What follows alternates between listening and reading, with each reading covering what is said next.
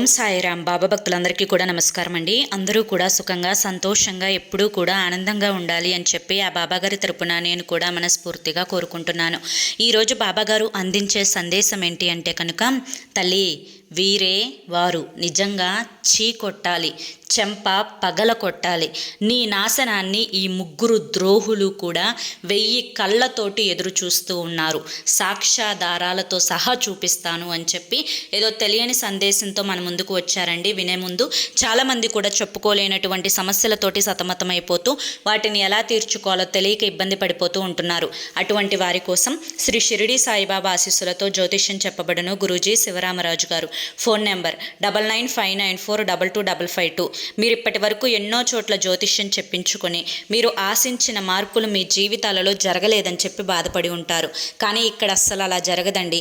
మీ సమస్యలు ఏవైతే ఉన్నాయో, ప్రేమ, పెళ్లి, ఉద్యోగం, రాజకీయం, సంతానం లేక ఇబ్బంది పడుతున్నా, భార్యాభర్తల మధ్య గొడవలున్నా, అప్పుల సమస్యలున్నా, శత్రువుల సమస్యలున్నా, అవేంటో గురువుగారికి వివరించి చెప్పినట్లయితే వాటికి తగిన పూజలు చేసి గురువుగారు మీకు రోజులలోనే పరిష్కారాన్ని చూపిస్తారు.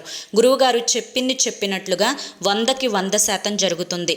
భార్యాభర్తల మధ్య వశీకరణ, స్త్రీ మరియు పురుషుల మధ్య వశీకరణ 100% జరపబడును. ఎటువంటి సంతాన సమస్యలకైనా కానీ గురువుగారి దగ్గర చక్కటి పరిష్కారం అనేది దొరుకుతుంది. మాకున్నటువంటి ఎన్నో రకాలైన సమస్యలను గురువుగారు రోజులలోనే పరిష్కరించారండి. అలాగే మీ జీవితాల్లో కూడా సంతోషాలు, ఆనందాలు, అదృష్టాలు అడుగు పెట్టాలి అంటే చివరి ప్రయత్నం అనుకోనైనా కానీ గురువుగారిని వెంటనే కాంటాక్ట్ అవ్వండి. ఇక ఆలస్యం చేయకుండా బాబాగారి యొక్క సందేశం ఏంటో ఇప్పుడు తెలుసుకుందాం. తల్లి ఛీ అని ఇన్నిసార్లు అన్నాను అంటే వారి మీద నాకు ఎంత ద్వేషం ఉందో ఒక్కసారి ఆలోచించు. నేను ఎవ్వరిని కూడా ఇంతగా ద్వేషించను. ప్రతి ఒక్కరిని కూడా నా బిడ్డలుగా భావిస్తాను. అయితే ఎప్పుడైతే ఎదుటి వారి యొక్క నాశనాన్ని కోరుకుంటున్నారో, ఎదుటి వారు ఎదుగుతుంటే చూడలేకపోతున్నారో, ఎదుటి వారి మీద కుళ్ళు కుతంత్రాలతోటి ఏగిపోతూ ఉంటున్నారో, ఎదుటి వారి మీద తప్పుడు ప్రచారాలతోటి ఇంటింటికి తిరిగి గడప గడపకు కూడా నీ మీద నెగిటివ్గా చెప్తూ ఉన్నారో, వీటన్నింటినీ కూడా దృష్టిలో పెట్టుకొని వారిని ఛీ అని చెప్పి అనాల్సి వస్తుంది. నిజంగా వారిని చెప్పుతో చెంప పగల కొట్టినా కూడా పాపం లేదు తల్లి.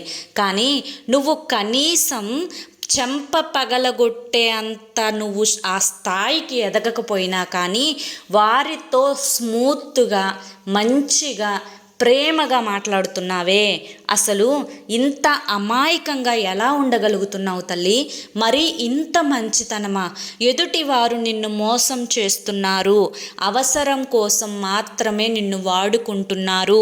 ఏదన్నా పని ఉంటేనే నీ దగ్గరికి వస్తున్నారు, పని లేకపోతే నిన్ను పక్కకి నెట్టేస్తున్నారు.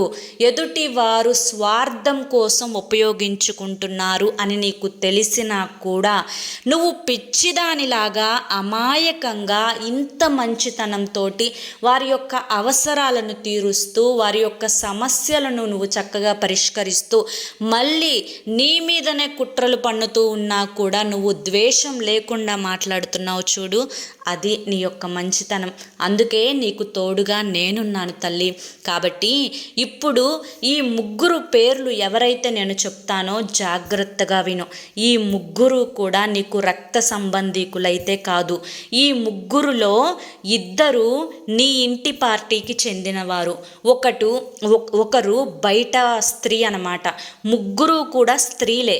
ఈ ముగ్గురు కనుక మూకుమ్మడిగా ఒకే చోట కలిశారు అంటే వారి యొక్క టాపిక్కే నీ గురించి మాట్లాడుకోవడం. ఏంటి ఎందుకు అనేది ఉండదు.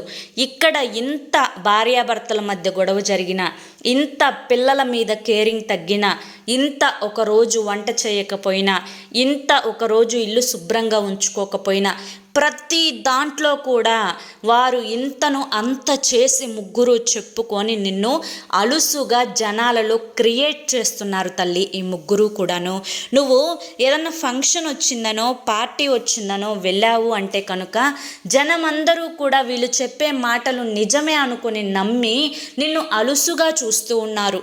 నీతో సరిగా మాట్లాడటానికి కూడా ఇష్టపడట్లేదు. దానికి కారణం వీరే అని నీకు బాగా తెలుసు.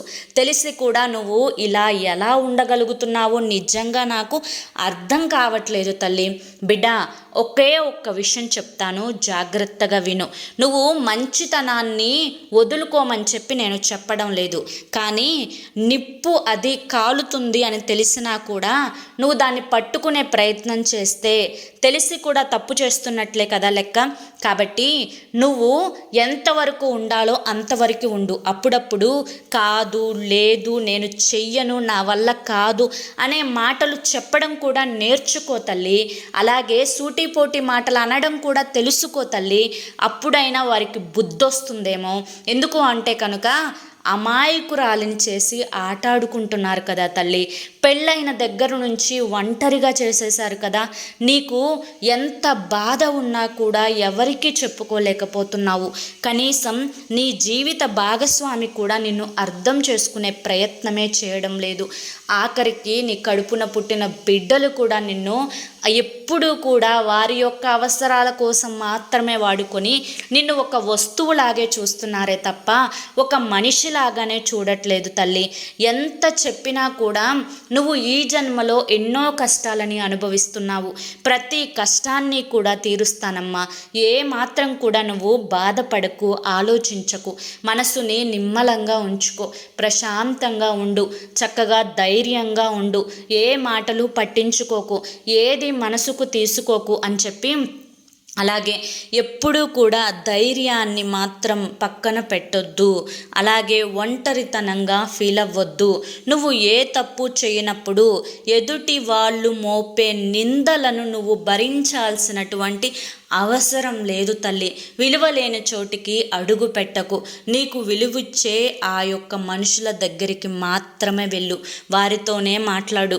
అలాగే ఇటువంటి వారితో అవకాశం ఇటువంటి వారు నీ దగ్గరికి వచ్చినప్పుడు వారిని ఖచ్చితంగా సూటిపోటి మాటలతోటి దెప్పి పొడవకుండా మాత్రం అస్సలు ఉండొద్దు అమాయకంగా అని చెప్పి ఈరోజు బాబాగారు మనకి చాలా చక్కటి సందేశాన్ని అందించారండి.